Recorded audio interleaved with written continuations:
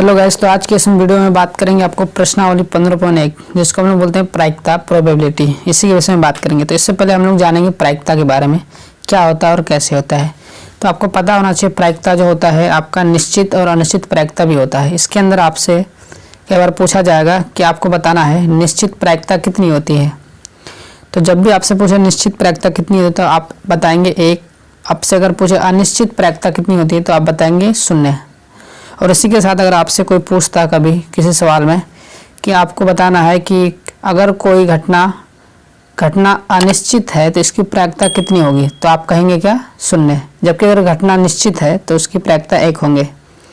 और मतलब घटना ई की प्रायिकता के अलावा अगर आपसे पूछे कि प्रायिकता की अधिकतम संख्या कितनी होती है, यानी तो आपको बताना है प्रायिकता की अधिकतम संख्या 1 होती है और न्यूनतम संख्या 0 होती है। इस बात को ध्यान रखते हुए बनाएंगे। जैसे कि हमारा पहला प्रश्न है, तो पहला प्रश्न लेते हैं। जैसे लिखा हो घटना ई की प्रायिकता प्लस घटना ई की नहीं होने की प्रायिकता कितनी होगी। तो आपको पता होगा कि घटना ई की प्रायिकता और घटना ई नहीं होने की प्रायिकता कितनी है। यानी घटना ई की प्रायिकता 1 होता है और ई नहीं होने की प्रायिकता 0। अगर 1 और 0 को जोड़ेंगे तो कितना होगा 1। तो इसलिए इसका आंसर 1 होगा।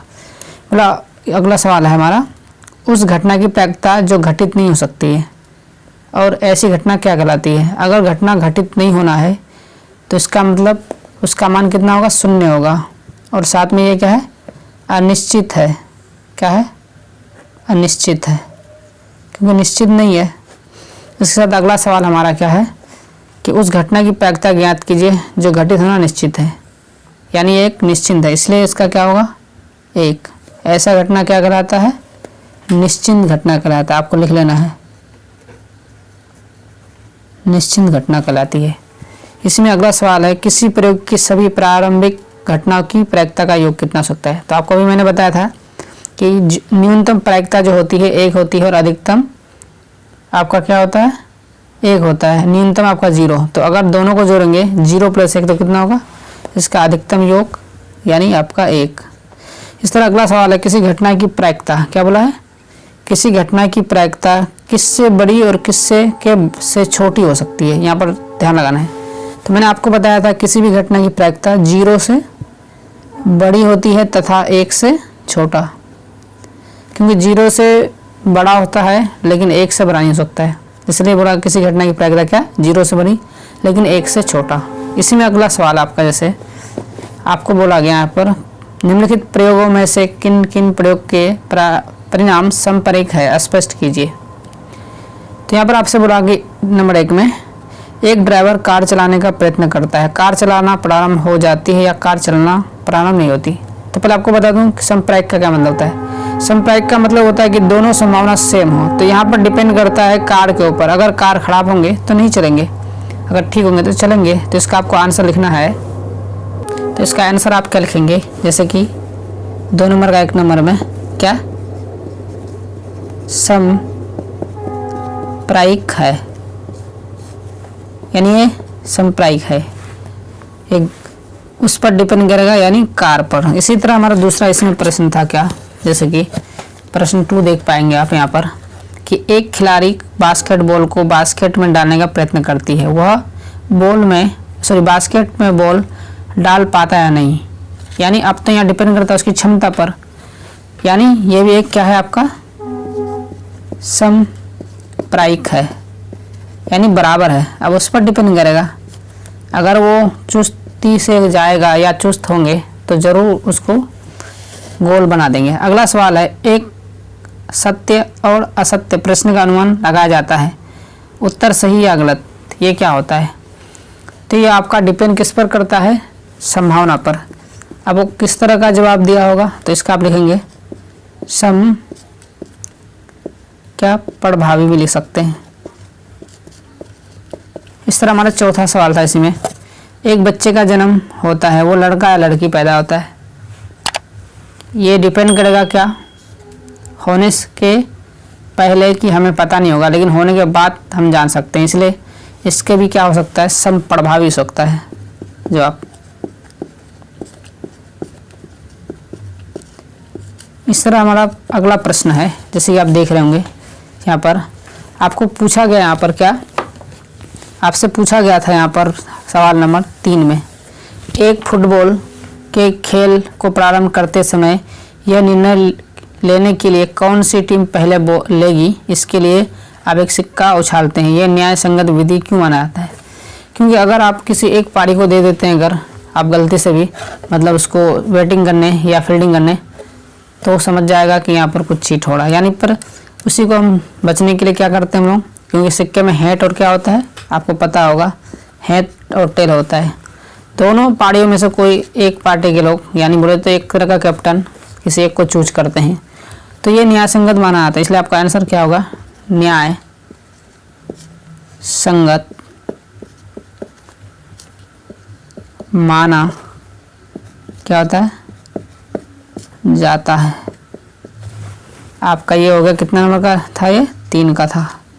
इस तरह आप चौथा देखते हैं। आपका चौथा में क्या है, चौथा में आपका दिया हुआ है पहले से ही कि निम्नलिखित में से कौन सी संख्या किसी घटना की प्रायिकता नहीं हो सकती है। तो मैं आपको भी बताया था कि कोई भी संख्या अगर आपका 0 से लेके 1 होती है यानी प्लस पर होती है तो वो आपका प्रायिकता हो सकता है। जैसे कि 2/3, यहाँ पर कोई कन्फ्यूज होगा कि ये कैसे हो सकता है प्रायिकता, तो मैं आपको बता दूं, अगर मैं 2/3 को भाग दूं तो कितना होगा, जाएगा नहीं भाग में, 0 दशमलव लूँगा तो कितना होगा 20, 6 18, फिर 2 बचा पॉइंट ले तो 20 हुआ, 6 18।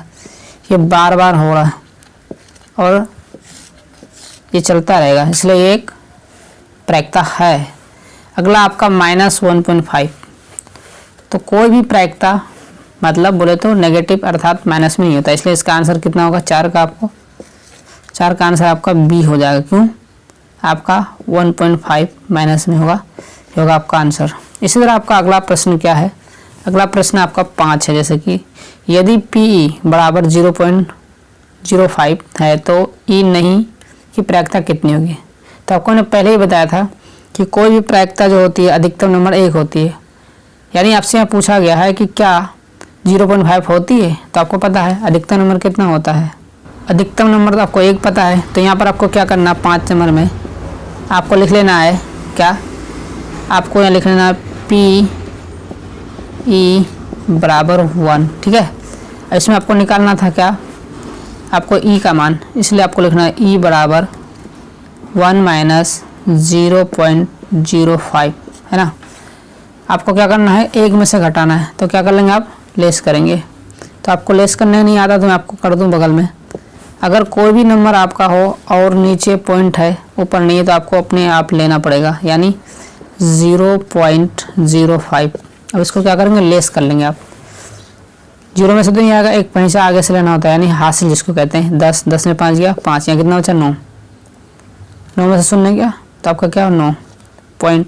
यहाँ पर 1 नहीं बचा क्योंकि इसको दे चुका थे पहले हम लोग, यहाँ 0 बच गया, यानी इसका आंसर हो जाएगा E बराबर 0.95, ये होगा आपका आंसर। देखते हैं अगला प्रश्न। अगला प्रश्न हमारा क्या है, 6। बोला एक थैले में केवल नींबू की महक वाली क्या है, मीठी गोलियां हैं। मालिनी बिना थैले में झांके उसमें से एक गोली निकालती है, इसकी क्या प्रायिकता होगी, वह निकाली गई गोली क्या होगी, संतरे की महक वाली या नींबू की महक वाली। तो आपको यहाँ पर पहले ही पता होगा कि एक थैले में केवल नींबू की महक है, तो भाई नींबू की अगर महक वाली है तो क्या उसमें संतरे का हो सकता है, नहीं हो सकता है।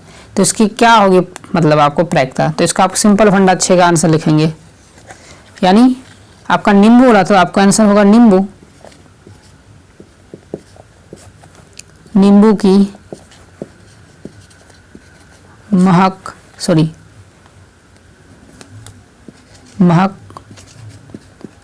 वाली है, आपका ये होगा आंसर। देखते हैं अगला प्रश्न। अगला प्रश्न आपका कितना है, आपका 7। बोला कि यह दिया हुआ है कि 3 विद्यार्थी के एक समूह में से 2 विद्यार्थियों के जन्मदिन एक ही दिन ना होने की प्रायिकता कितनी होगी, यानी 0.992। इसकी क्या प्रायिकता है कि इन 2 विद्यार्थियों का जन्मदिन एक ही दिन होता है। तो यानी पर बोला गया 3 विद्यार्थियों में से एक समूह में, लेकिन 2 विद्यार्थियों का एक ही दिन हो, क्या ये पॉसिबल है, दोनों का एक साथ है या नहीं। तो इसके लिए आपको क्या करना होगा, आपको लिखना होगा पहले 7 नंबर में, जैसे कि हमने क्या कहा था, अधिकतम प्रायिकता कितनी होती है, आपको लिख लेना है पी ई बराबर 1, इसलिए ई बराबर 1 माइनस कितना था 0.992। अब 1 में से आप लेस करेंगे, क्या करेंगे लेस, तो आपको आता होगा, नहीं आता तो मैं आपको फिर करके दिखा दूं।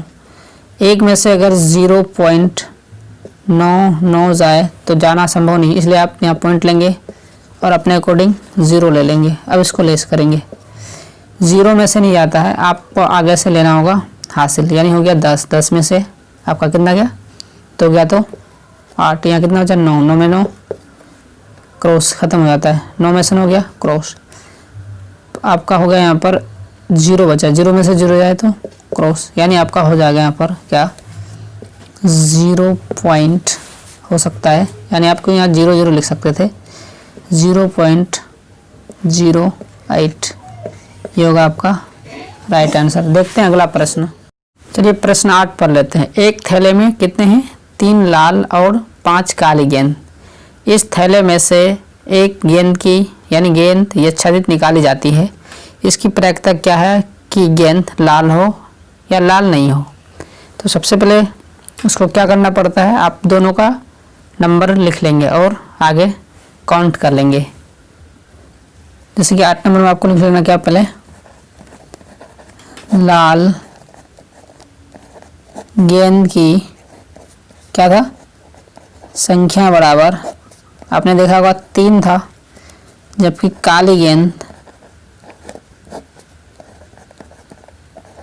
काली गेंद की संख्या बराबर आपका 5 था। इसको आप टोटल पहले कर लें 8। आपसे क्या निकालने बोला था, लाल गेंद होने की प्रायिकता, ठीक है ना। तो आप लाल गेंद का निकालेंगे, तो आपको लिखना पहले घटना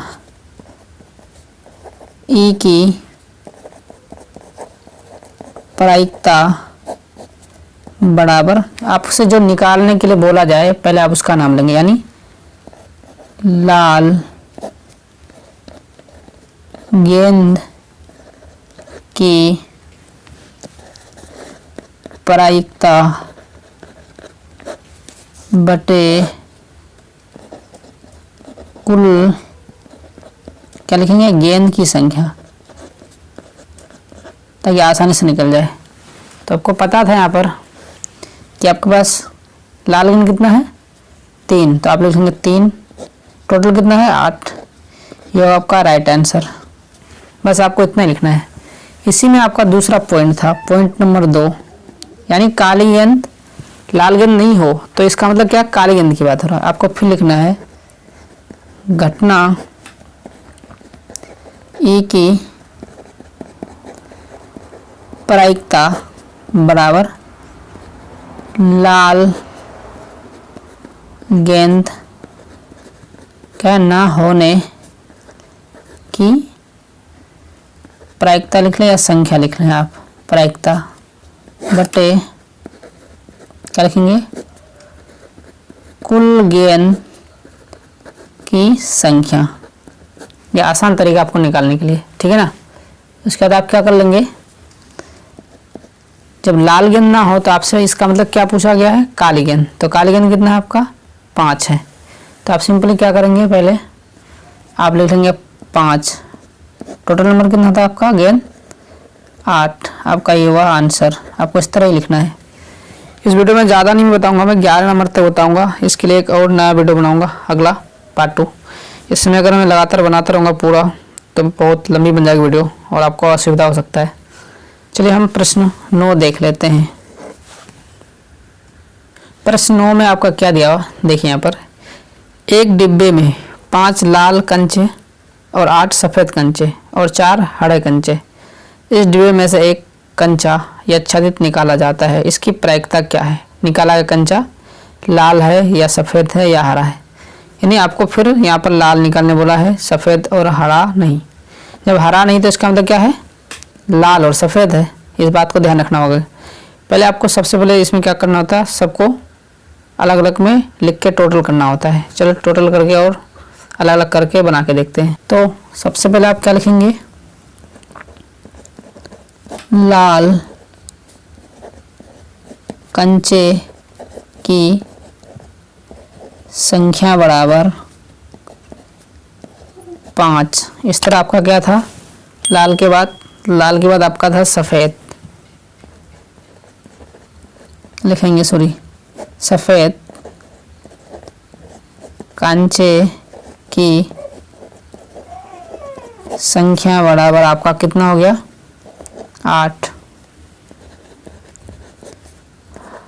हरे कंचे की संख्या बराबर आपका कितना हो गया, 4। अब इसको टोटल कर लीजिए कुल। अगर मैं इसको टोटल कर लूँ तो 8 5 13 और 4 टोटल हो गया 17। तो इसी का पहला प्रश्न क्या था आपका, पहला प्रश्न था लाल कंचे के बारे में। तो आपको लिखना है घटना ई की प्रायिकता बराबर लाल कंचे की, क्या लिखेंगे आप, संख्या लिख सकते हैं, बटे कुल कांचे की संख्या। तो आपको पता होगा लाल कंचा कितना था आपके पास, जैसे कि लाल कंचा आपका 5, तो आपको लिखना 5 बटे टोटल कितना था 17। ये होगा आपका पहला आंसर। तो इस तरह आप क्या करेंगे, सेकंड आंसर निकालेंगे। तो इसी में से आपका सेकंड क्या था, सफ़ेद। तो आपको क्या लिखना है, घटना ई की प्रायिकता बराबर, क्या लिखा था, सफ़ेद कंचा के बारे में लिखना, सफ़ेद कंचे की संख्या बराबर क्या था, कुल कांचे की संख्या। क्योंकि हमेशा आपको टोटल देना पड़ता है। तो आपको पता था सफ़ेद कंचा कितना था आपके पास, तो सफ़ेद कंचा आपके पास था 8, लेकिन टोटल कितना होता, 17। इस तरह हमारा 9 नंबर का दूसरा निकल चुका है। अब इसमें देखते हैं हम लोग तीसरा देख लेते हैं। आपसे पूछा गया तीसरा में हरा नहीं, तो हरा नहीं तो इसका मतलब क्या, जब हरा नहीं तो आपको पता होगा यहाँ पर हरा छोड़कर क्या हो रहा है आपका, लाल कंचे और सफ़ेद कंचे। तो अब यहाँ देखिए कि लाल आपका 5 और आपका सफ़ेद कितना 8, 8 5 कितना हो गया 13। इसी पर बेस होकर बनाएगा ये हिसाब अभी। तो आपको क्या लिखना है, घटना ई की प्रायिकता बराबर हरे कंचे की नहीं, हरे कंचे की नहीं क्या होने की संख्या, हरे कंचे की नहीं होने की संख्या यानी नहीं होने की, ऐसे लिख सकते थे। टोटल यानी कुल कांचे की संख्या। अभी आपको मैंने बताया था यानी हरा छोड़ के कितना हो रहा था 13 और टोटल कितना 17। आपका ये होगा आंसर।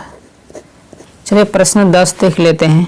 प्रश्न 10 में दिया हुआ है कि एक पिग्गी बैंक में 50 पैसे के 100 सिक्के हैं। कितने, 100 सिक्के, और 1 रुपये के 50 और 2 रुपये के 20 और 5 रुपये के 10। यदि पिग्गी बैंक को हिलाकर उल्टा कर दिया जाए यानी कोई एक सिक्का गिरने की परिणाम संप्रेक क्या हो सकती है। गिरा हुआ सिक्का 50 पैसे का है या 5 रुपये का। यानी पिग्गी बैंक का बात हो रहा है, जिसको हम लोग बोलते हैं गुल्लक, जो छोटे से होते हैं मिट्टी के बने हुए या फिर किसी और चीज़ के, तो उसी से निकाला जाता है। तो देखते हैं। तो सबसे पहले आप क्या कर लें, सब के बारे में लिख लें। आपका 50 पैसा था, आपको लिखना है 50 पैसे की संख्या बराबर 50 पैसे का जो सिक्का था उसका कितना संख्या था यानी कितना टोटल था 100। इसी तरह था आपका 1 रुपये की क्या संख्या, यानी 1 रुपये के कितने सिक्के थे, तो 1 रुपये के आपके पास 50 सिक्के थे। इस तरह कितने 2 रुपये की सिक्के जो था आपका टोटल कितने थे 20 था। उस तरह आपका 5 रुपए के सिक्के की कितनी संख्या थी, तो आपको पता होगा 10। अब आपको क्या करना है, टोटल कर लेना है। आप जोड़ लेंगे टोटल, तो आपके पास कितना हो जाएगा, 7 एक 8 180। कितना, टोटल 180 हो गया आपका। इसमें से आपको निकालने बोला है, इसमें पहला बोला आपका 50 पैसे का निकालने के लिए, तो आपको लिखना क्या है, ये एक फॉर्मूला है, घटना ई की प्रायिकता बराबर 50 पैसे की संख्या बटे कुल पैसे की संख्या। तो 50 रुपये कितने हैं आपका, 100। आपको लिख लेना है यहाँ पर 100 बटे टोटल कितना है 180, यानी 100 बटे 180। इसको आप कैंसिल कर सकते हैं, इसलिए आपका आंसर होगा 10 बटे 18। ये पहला 10 नंबर का 1 नंबर हो गया प्रूफ। इसी में दूसरा पॉइंट था आपका कितना, 5 रुपये। तो आपको लिखना है 5 सॉरी घटना ई की प्रायिकता बराबर 5 रुपये की संख्या बटे कुल पैसे की, क्या आपका लिखना संख्या। तो 5 रुपये कुल कितने थे आपके पास, टोटल 5 रुपये के सिक्के कितने थे आपको पता है, 10 बटे टोटल 180। 0 0 कैंसिल करेंगे तो 1 बटे 18 होगा। आपका यही होगा आंसर। आज की वीडियो में बस इतना ही बात करेंगे। अब इसी टॉपिक पर, इसी प्रश्नावली के एक नए वीडियो में बात करेंगे। तब तक के लिए आप लोग जहाँ रहें, जैसे रहें और पढ़ते रहें और बढ़ते रहें। मिलेंगे नए वीडियो में, तब तक के लिए बाय बाय।